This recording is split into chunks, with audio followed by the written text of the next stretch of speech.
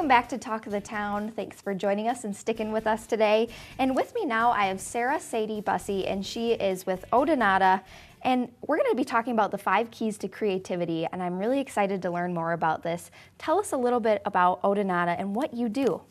Well, Odonata is my business, and I am a creativity coach and consultant. I come out of a background in creative writing, and from there I have extended myself, and now I work with people from all backgrounds who want to regain their passion, find a new realm, or just kind of zero in on what their next project is going to be.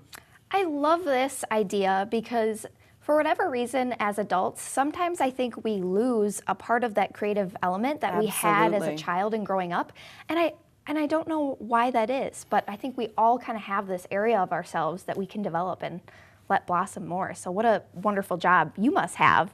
Oh, it's my passion and my joy. I love every day of it. Yeah. So I'm curious to know, what are the 5 keys to creativity? So as I've been thinking about this, and I've been encountering a lot of people, and it seems to me there are 5 real basic needs that we have in order to do our creative work.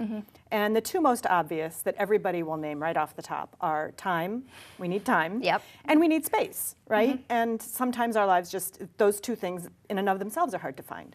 But beyond those, even if you have those locked into place, community is super important. And then we need to find our courage in order to do the work. And that's a huge one that people sometimes don't count. And the last one is sneaky. The last one is permission. And a lot of times we can have the other 4 locked into place, but if there's something getting in the way, we don't give ourselves permission, or we don't feel that we have permission to do that work that we really want to be doing.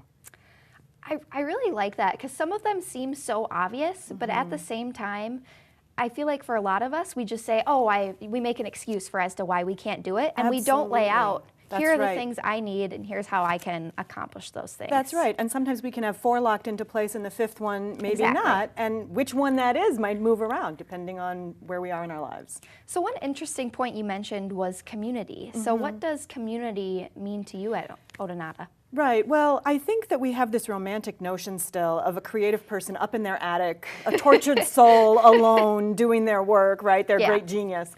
But that's really not how it works. And what I have found is that whether it's in a one-on-one conversation or a group of women who retreat for a weekend or a class, what really inspires us and what really moves us forward in our work is being in community with each other and connecting, and that kind of conversation that spurs new ideas and gets us out of the stuck place, really. I love that. Yeah. And what kind of programs and opportunities do you guys have coming up, speaking of community? Right. Well, I actually have a retreat that I'm running in April out at Holy Wisdom Monastery in Middleton.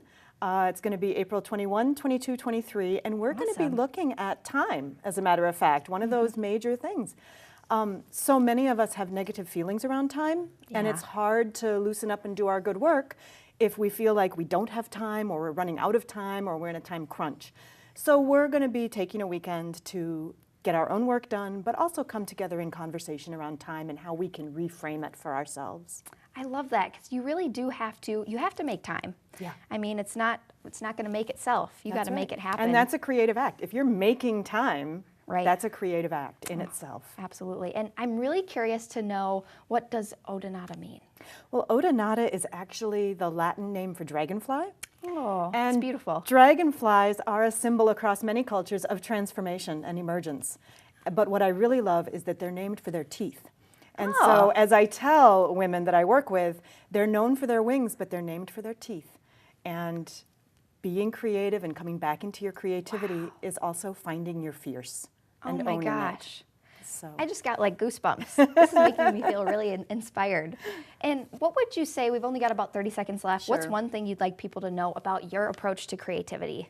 Well, I think creativity is for all of us. Really, it is our birthright to be creative and to live creatively with passion and zest. And so I wouldn't say that it's for any group of people or any one person. It's for all of us. It's for everybody. It is. Such wonderful stuff. I think we've all found takeaways today, so thank you so much for being with us again. And this is Sarah Sadie Bussey, and she's with Odonata. She's a creativity coach and consultant. Thank you so much for being with us. Thank you, Ellen. And thank you for watching, and thank you to all of our guests today. You can find us next time on Talk of the Town, only on Wisconsin's 57 Television.